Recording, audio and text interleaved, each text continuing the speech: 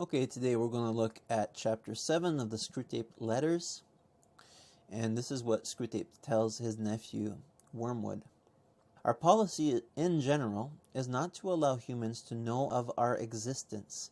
When people do not believe in us, we cannot terrorize them directly, and when they do believe in us, we cannot make them materialistic and skeptic about God. In general, they try not to let people know about their existence. They don't want people to know that demons are real and fallen angels are real. When they can make themselves known, they can terrorize them directly and cause them to worship them, as they do in a Hindu nation, for example, where they're worshiping all these demonic beings in forms of gods. But he says, on the other hand, when we cannot show them ourselves, when people do not believe in spirits, it is of benefit to us, because then they usually will not believe in God either, and we can make them materialistic and skeptic about God. 2 Corinthians 2:10-11, anyone you forgive, I also forgive. And what I have forgiven, if there was anything to forgive, I have forgiven in the sight of Christ for your sake, in order that Satan might not outwit us, for we are not unaware of his schemes. You see, Paul is saying to the Corinthian church that we understand that Satan is real, and we know his schemes. We understand his schemes. A Christian who believes in God must also, along with that, believe in Satan and demonic beings, and must understand the schemes of Satan. And here Paul says that he does understand the schemes, and the church did. And this is largely what this book is about, is understanding the different schemes of Satan and how he bothers people. Screwtape goes on further and says, we hope to solve this dilemma by bringing emotions and mythology into their science. If we can get them to believe in us without our real name attached to it, that would be great. What we want them to believe is in some kind of material life force without a name. We want them to worship some vague idea of a force while denying the existence of spirits. So he's saying we want the best of both worlds here. Because if we don't let them know about ourselves, then we can't terrify them. And if they start believing in us as spirits, then they might believe in God. And so how we solve this dilemma is we have them start to believe in a life force. Don't let them think of beings that have characters. Don't let them understand about spirits and about demons and God, so that they will not turn to God ever. But make them believe that there is a life force out there, and without a real identity, so that they don't try to find a relationship with God, but yet we can terrorize them because there is this life force that is real out there. The fact that cartoons portray devils in red tights and with a pitchfork is of a great benefit to us. If your patient ever starts to suspect your existence, make him think of this picture of us, and this will immediately persuade him that there can be no such thing as demons. So he's saying, if this Christian starts to think and believe in demons, one way you can stop them from thinking in demons is point to these cartoon characters of demons and say, oh, that's just ridiculous. There is no such a being in the world, and therefore he might stop suspecting your presence. On the subject of making your patient an extreme patriot or a pacifist, all extremes are good for us except extreme devotion to God. All ages of history are different. Sometimes the age is prone to lukewarmness, so it is our duty to keep everyone complacent.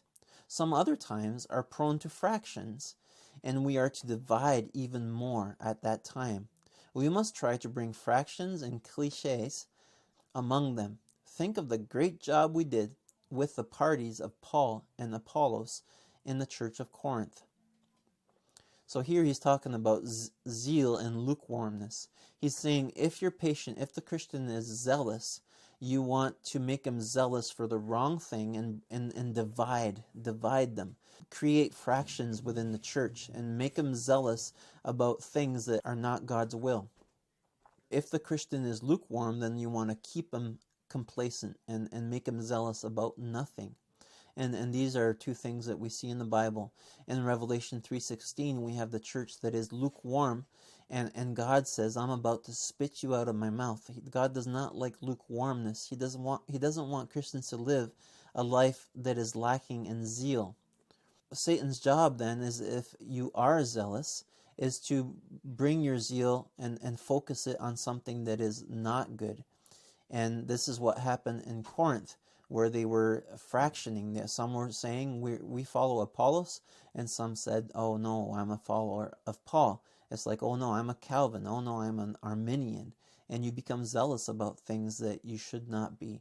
1 Corinthians 3:1-9, brothers and sisters, I could not address you as people who live by the Spirit, but as people who are still worldly, mere infants in Christ. I gave you milk, not solid food, for you were not yet ready for it. Indeed, you are still not ready.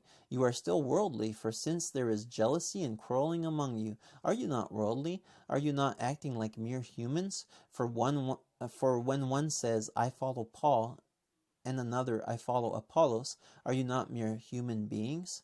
What after all is Apollos, and what is Paul? Only servants, through whom you came to believe. As the Lord has assigned to each his task, I planted the seed, Apollos watered it, but God has been making it grow. So neither the one who plants nor the one who waters is anything, but only God who makes things grow. The one who plants and the one who waters have one purpose, and they will each be rewarded according to their own labor. For we are all co-workers in God's service. You are God's field, God's building. So here we have an example of believers that were zealous about the wrong things. They were not focused on the job that God had given them to do, but they were creating fractions among them. And Paul says, you're worldly, you're infants in Christ when you do that. You show that you are not living in zeal for the right thing. Who after all is Paul? Who after all is Apollos? We are just servants, just like you should be servants. And we only do with all our abilities what God has given us to do. The one who plants and the one who waters have one purpose, and they will each be rewarded according to their own labor. So you should be zealous for what God has given you to do, and you should focus on that, for we are all co-workers in Christ. Screwtape goes on further. If your patient can be made a conscientious objector, he will automatically find himself one of a small, vocal, organized, unpopular society. This will be very good. Whatever your patient chooses, you must let him treat the patriotism or the pacifism as part of his religion. Then let him come to regard it as the most important part of his religion. Lastly, gradually nurse him onto the stage at which the religion becomes merely part of the cause. So he's saying step by step, this is what you should do. First of all, make him focus completely on one thing or another. Make him zealous about one cause, as long as it is not the cause of bringing people to Christ. So either you want to make him a patriot or a pacifist. It doesn't matter. And second thing is, you make him ardent that the only way for a Christian is to be a patriot or a pacifist. So make it really a religious thing for him, and not just a personal choice that he has chosen according to God's will for his life. And then start to make him think of it as the most important thing in Christianity, to be a patriot or to be a pacifist. So you make the main cause of his life patriotism or pacifism. You must make his faith a means to bring about his main aim of patriotism or pacifism. Once he uses the important to serve the unimportant, you have almost won. It does not matter what worldly end he pursues, provided that meetings, pamphlets, policies, movements, causes, and crusades matter more to him than prayer and charity. The more religious on those terms he is, the more securely ours he becomes. So he's saying just make him completely focused on any kind of cause, and make him go all out for that cause. Make him go to meetings and create pamphlets and policies so that he becomes so active in it, thinking it is Christianity and God's will, while he while all the while he is forgetting to love his neighbor and to be a witness and to pray for people. And in this way, you have won him over. Romans 10, 1-2, brothers and sisters, my heart's desire and prayer to God for the Israelites is that they may be saved. For I can testify about them that they are zealous for God, but their zeal is not based on knowledge. You see, the Israelites, the Jews, were zealous, but for the wrong thing. They were zealous about false doctrines and the religion, and they did not come to saving faith. And Paul was completely focused on turning them to true knowledge of Christ. 1 Corinthians 13, 1-3, if I speak in tongues of men or of angels, but do not have love, I am only a resounding gong or a clanging cymbal.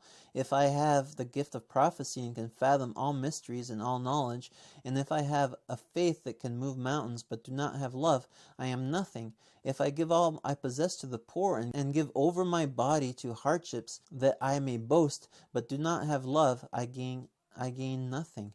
1 Corinthians 13, 1-3, it tells us very clearly that any gift of ours and any good works can become a cause that is no longer acceptable to God if we do not do it out of love.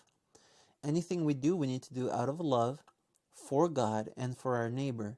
And a cause can easily become a cause on its own without love and God in it. And this is exactly what Satan tries to do. He tries to make us humanitarians whose sole point is to bring peace on earth, and we forget about God and sharing the gospel, and we forget about loving our neighbor. We're just all in for the cause itself. And this is what we must avoid. So let us not allow Satan to take away the reason why we do what we do.